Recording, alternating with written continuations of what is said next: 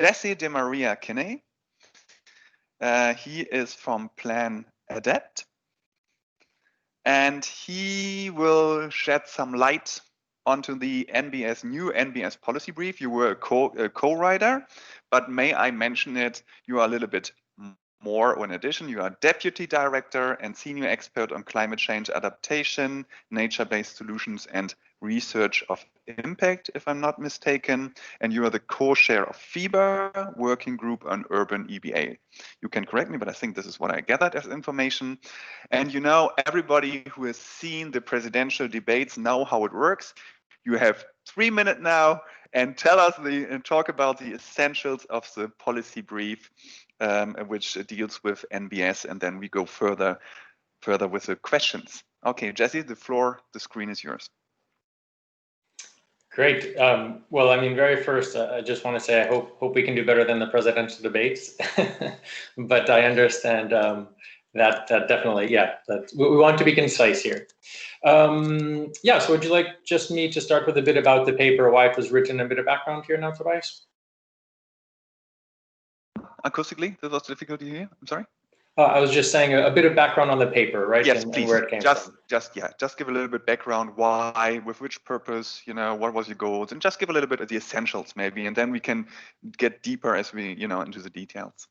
Great. And as you said, we won't go through a presentation of this, but first, let me give credit where credit is due.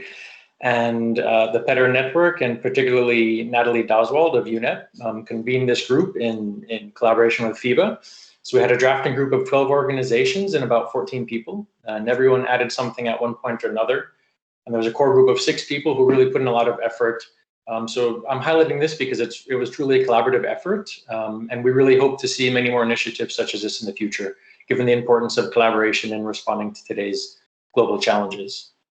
So for the paper itself, I guess the impetus came from the concern that important elements of NbS, such as eco-DRR or EbA, would be missing from the post-2020 global biodiversity framework. And from people who are much closer to the actual negotiations than I am, where I come more from the adaptation space, there was real concern about how that was actually playing out. There was a real need in the negotiations to clarify the terms and the approach of EbA and eco-DRR and ecosystem-based mitigation or natural climate solutions within the concept of nature-based solutions. So some would even argue that nature-based solutions itself was in jeopardy of not being included or prominent in the post-2020 framework, which of course this audience would be a bit crazy. So what was done is that we really wanted to highlight the benefits and the advantages of NbS as a practical means to achieve the goals and the vision of the framework. And the paper highlights 11 action targets from the updated 0 draft of the framework and cutting entry points for NbS. So really make it tangible in terms of the use and the benefit of NbS. And we hope that this would provide a useful baseline to assist the parties in addressing issues around implementation of the final framework. And of course, that I think very important here is also to ensure alignment of the post-2020 framework with other international conventions and frameworks, such as the Paris Agreement or the Sendai framework. So maybe just to say that right now, there's the 2nd draft or the updated 0 draft, which is under development. The next SBSTA or SBSTTA meeting will be held in the 1st quarter of 2021, and will be a decision at COP15 in 2021 as well. And we hope that this brief actually helps to influence the discussions and ultimately the text of the framework itself. Okay, so the goal is really to have an impact on the current negotiations and really to clarify also what I understand, some issues and also some terms, right? What are we actually talking about in relation to biodiversity? So and this exactly brings me to a point. I mean, there are a lot of long-term experts here in this call and here in this conference, but there are also some people who are relatively new. And maybe you can give us, I read about EbA, I read about ecosystem-based disaster risk reduction, how do you pronounce it? Eco-DRR? Or how would you do that? DRR, eco-DRR. Okay, eco-DRR, you never know. And then you have ecosystem-based management and everything. So can you just give a little bit, where is the distinction and a little bit, and maybe also kind of why this term NbS now? Is this an historically grown term, or is it something to, does it make the topic clearer, or is it more confusing? And so just give a little bit of a frame of those terms, how they are distinguished from each other, and what do they really mean? Right. Okay. So why the new term? Great question. I'm still struggling as to why we had to abandon the original term of sustainable development if we truly applied its meaning. And I don't mean the Rio Declaration from '92 or even the Brundtland Report from '87, which these are, of course, are critical steps in progressing the idea of sustainability globally. But the actual practice and ideas of sustainable development in practice and knowledge from the 1960s or 70s, I think is very much where we are if we're looking at the economic issues, the social issues, and environmental issues. So we can go back to the 60s or 70s if we base it on kind of our Western knowledge and publications. And if we want to include indigenous knowledge and practices, we could probably go back centuries. So to your question, and I see the graph here, the way that is framed in the brief itself, and what I also believe in generally, and I think this is the consensus so far, is that NbS is really an umbrella term. So it encompasses various approaches of working with nature, and it's an overarching concept that can be used to support communication and mainstreaming of different subsets, such as eco-DRR or EbA or natural climate solutions.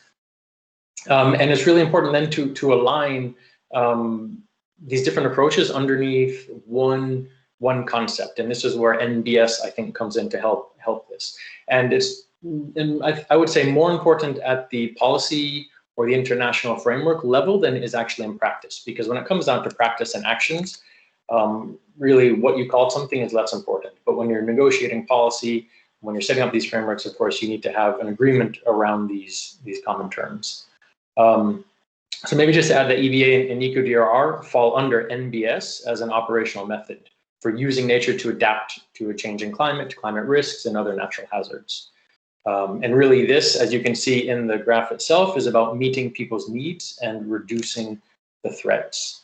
And just to highlight, since this graph is up there, as I had mentioned before, there were these 11 action targets that were taken out. And this is, as you can see here, we're trying to highlight the entry points for NbS and helping to achieve these 11 action targets.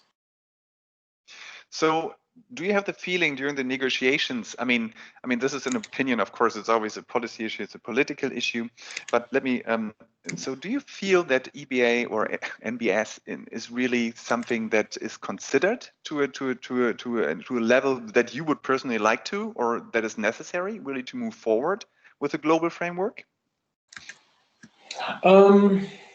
Yes, that's a good question. I mean, I'm not an expert in terms of, I'm not at the CBD COPs, I'm not actually a part of negotiation teams.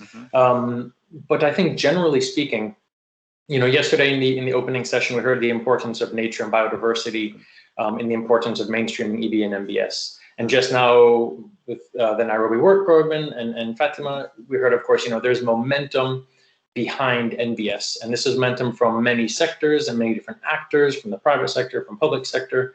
And this is being integrated into key international frameworks, such as the post-2020 Global Biodiversity Framework.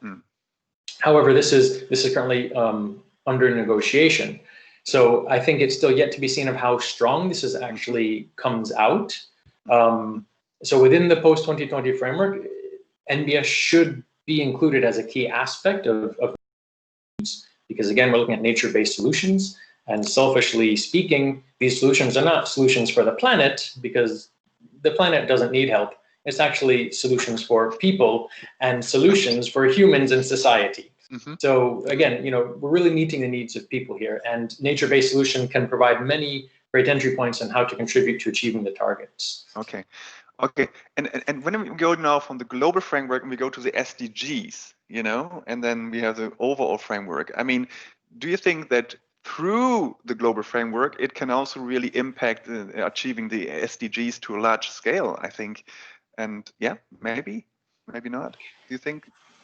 Yeah, well, I think that's one of the I think that's one of the ultimate goals, and it was definitely a goal of producing this brief itself, is that we really wanted coherence among the, let's say, the key global frameworks. And I would say, this could then, of course, be the SDGs, the Sendai framework, as I mentioned, the Paris Agreement, and then, of course, the post-2020. So really what has evolved from the Rio conference, what has come out of there, and then, of course, now the SDGs. So I think what's really important here is actually the alignment of these international agreements or frameworks. And so NBS allows the opportunity to bring together a common language. And this is, I think, where people are really pushing for it to be stronger and more prominent in the post-2020 framework, biodiversity framework, because then it will allow more easily to be aligned with the Paris Agreement, with Sendai and the SDGs. And I read this policy brief, and I got to say, someone who observed the negotiations quite a lot in the past years, almost, we talk about. I think it's very important to have precise terms with which we can really deal, right, and which we can be negotiating. I think this policy brief can be of great help in this regard. But can I ask you a question I really didn't prep you for, because now it's a surprise question. You don't have to answer it. Someone also kind of being linked to the economy, to economic terms, and I kind of mentioned it with Fatima before. I mean, we talk about solutions, adaptation solutions, but aren't we also talk about sustainable economic value for communities, for the population? Because I mean, what they have is not that we need their technologies, we need their approach, of course, to help us by helping the planet. But it is also an economic factor, isn't it? Or am I totally wrong? Because I come from a slightly different area. This is just my impression. So please correct me if I'm wrong. Yeah, well, I think that is a very hot topic. Yeah. And I think it can also be a very controversial topic. Yes. But from my perspective, and this I'm kind of diverging now from the brief itself, just really because it wasn't addressed in this. Yes. But I think this really comes down to the valuation of nature and the valuation of ecosystem services. And the way that it is currently framed is that, of course, we have our payment for ecosystem services that assign an economic value to A, B, C, D, or X, Y, Z. But this actually has to go much further, particularly if you're looking at locally led adaptation or community-based adaptation or natural resource management at a local level, because there are so many other values that are just not captured in, let's say, economic formulas for the conservation, for the restoration, for the protection of nature, as well as some of those services, such as recreational services, cultural services, spiritual or religious services. So all of these things, I would say, and many other people, not just myself, would say that it's not actually properly valued in nature. And so therefore the economic models are still skewed because you cannot actually capture the true value of nature when you are trying to assign a value to it, because we're stuck in economics. Here we go. That's a good answer, I think. Thank you very much. No, I just want to see that there's not only a policy brief which is hanging out there, but there's really a link to reality here, and that on the political level. So I'm just looking, again, not being impolite, I have to look at the screen and see if there are some questions that have been asked to you, but I don't see them right now. So I think we have 15 minutes. Thank you very much. It was very enlightening. And please post the link to the policy brief into the chat if you have one. Yeah, that would be very nice. And of course, I think you also left it into the EbA best reads, I hope. You left the publication in there, or maybe if you didn't, maybe you posted in there so people have access. Thank you very much. And I'm looking forward to hearing about this policy brief during the negotiations, maybe. Yes, I hope so. Thank you very much. It was great advice. Okay. Thank you, Jesse. It was really a pleasure. Thank you. Bye-bye.